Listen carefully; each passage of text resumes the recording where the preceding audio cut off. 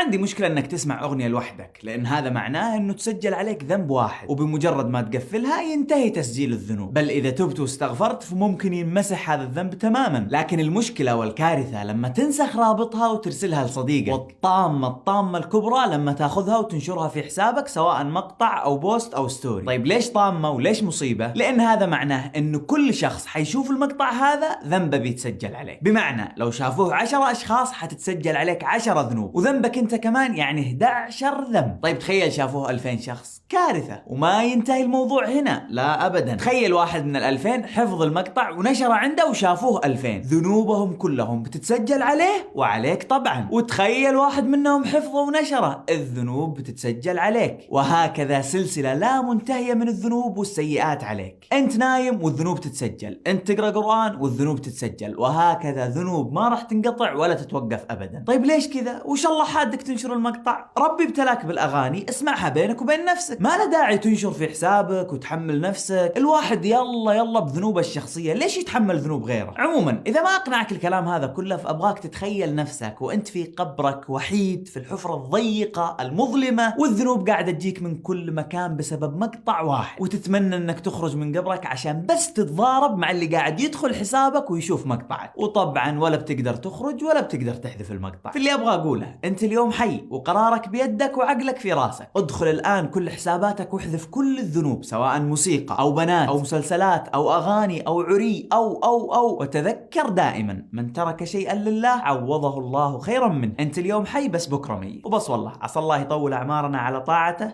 ودمتم بخير، والسلام عليكم.